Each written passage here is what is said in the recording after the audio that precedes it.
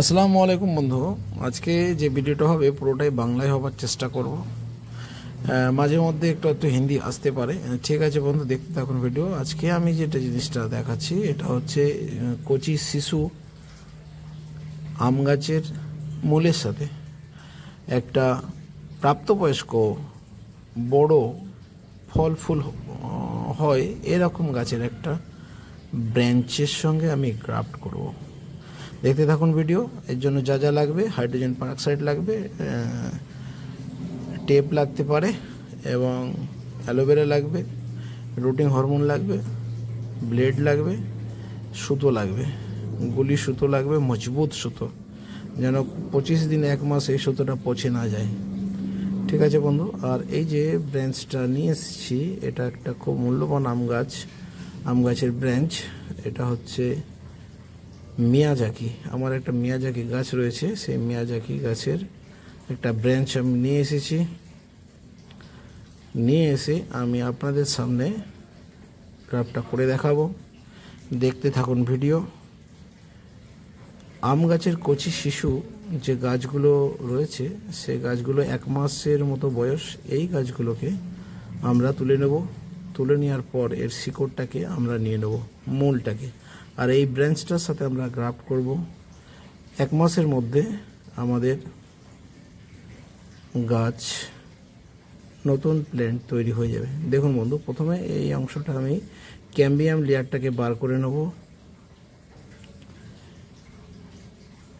ঠিক আছে, এই ক্যাম্বিয়াম লেয়ারটাকে বার করে নেওয়ার পর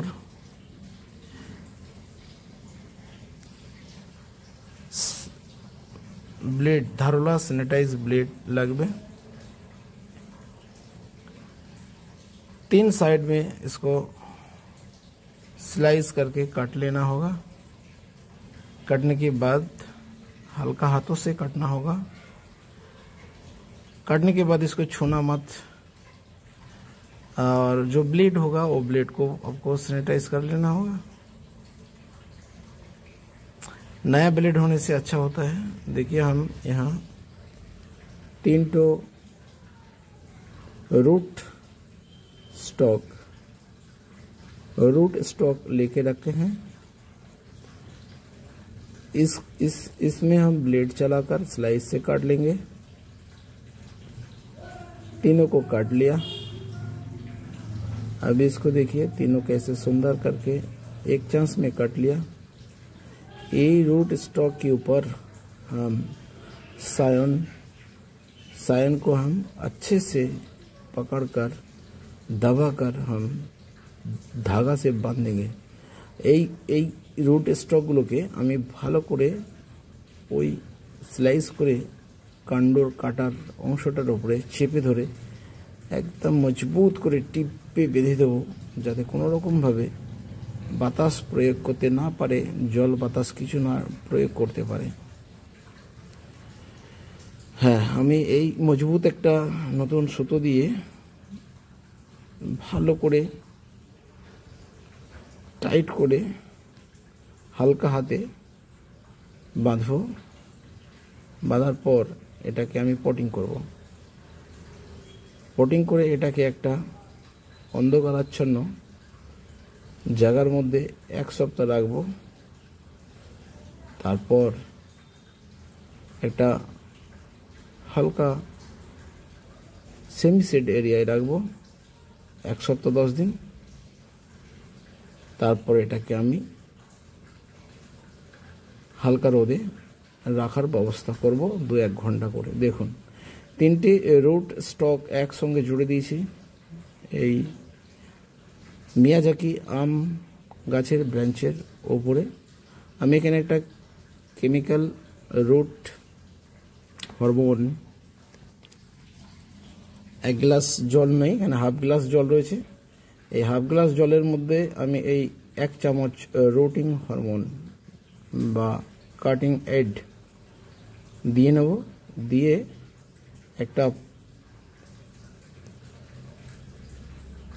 একটা চামচ করে ভালো করে এটাকে নেড়ে নেব, মিশ্রিত করে নেব। তারপর এই জলের মধ্যে আমরা দিয়ে দেবো অ্যালোভেরা। অ্যালোভেরা স্লাইস করে কেটে দিয়ে রাখবো। এটা আমরা 2 দিন এইভাবে রেখে দেবো।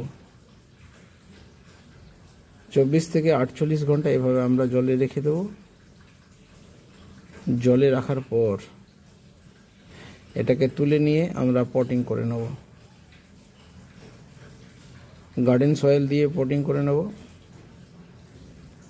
তবে খেয়াল রাখতে হবে যে পাত্রে পটিং করব সে পাত্রে অবশ্যই যেন ছিদ্রযুক্ত হয়, যেন অতিরিক্ত জল রুটটাকে পচিয়ে দিতে না পারে। মাঝে মধ্যে দেখব যেন পটিং মিডিয়াটা শুকিয়ে না যায়। আর এই যে মিশ্রণটি তৈরি হয়েছে, এই মিশ্রণে আমরা 24 থেকে 48 ঘন্টা এই রুট স্টকটার জোড়া অংশটাকে ডুবিয়ে রাখবো। তারপর এটাকে তুলে হালকা শুকিয়ে নেব। নেওয়ার পর এটাকে আমরা পটিং করব। বন্ধু, এটা যদি আপনি 2 ঘন্টাও জলটা মিশ্রিত জলে রাখেন তাও আপনার কাজ হয়ে যাবে। 2 ঘন্টা রাখলে হয়ে যাবে। আবার আপনি রাখলে 1 দিন 2 দিনও রাখতে পারেন, 3 দিন কিন্তু নয়। একটুখানি অ্যান্টি ফাঙ্গাস দিয়ে দিলে, যদি 2 দিন রাখতে চান তাহলে সামান্য পরিমাণ অ্যান্টি ফাঙ্গাস পাউডার আপনি দিয়ে নেবেন এই জলটার মধ্যে। যেমন ম্যানকোজেব হতে পারে, সাফ হতে পারে, কার্বিনডাজিম হতে পারে, হেক্সাকোনাজল হতে পারে, বাইটক্স হতে পারে, ব্লু কপার হতে পারে, তাম্র ঘটিত কিছু ওষুধ 1 গ্রাম দিয়ে নেব, যেন ফাঙ্গাস ইনফেকশনটা না হয়ে যায়। এই মিশ্রিত জলে থেকে একটু জল আমরা নিয়ে এই গ্লাসের মধ্যে দিয়ে নেব। অবশ্যই গ্লাসটা ছিদ্রযুক্ত হতে হবে, যেন অতিরিক্ত জল গ্লাসের মধ্যে থেকে শিকড়কে পচিয়ে দিতে না পারে। আসুন বন্ধু, পরবর্তী স্টেপটা একটু দেখাই। এবার আমরা এটাকে একটা পলি হাউস করে দেবো বা গ্রিন হাউস করে দেবো, যাই বলেন না কেন। পলি হাউস করে দিলাম।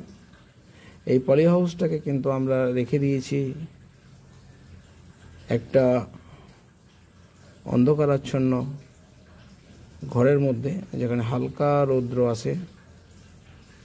এবার আমরা 22-23 দিন পর এটাকে আমরা দেখব কি কন্ডিশনে এসেছে।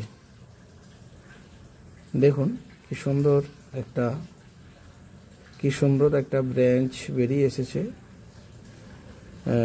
দেখুন, একটু আলোর দিকে দেখালে বুঝতে পারবেন।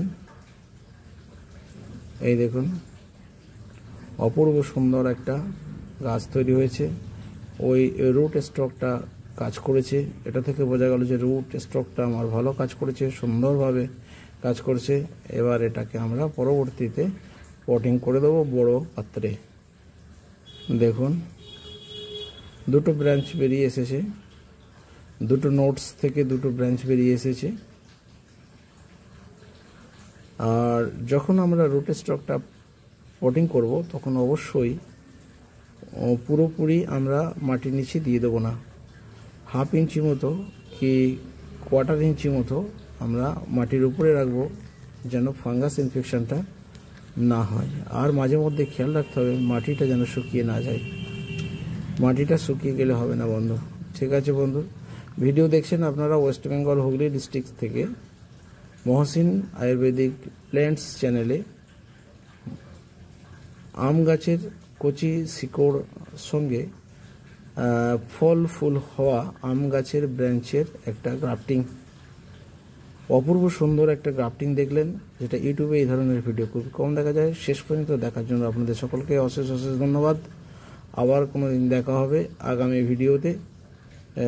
ততক্ষণ পর্যন্ত বাই, খোদা হাফেজ। ভিডিও দেখতে থাকুন, লাইক শেয়ার কমেন্ট এবং সাবস্ক্রাইব করবেন, বন্ধুদের মধ্যে ভিডিওটা ছড়িয়ে দেবেন।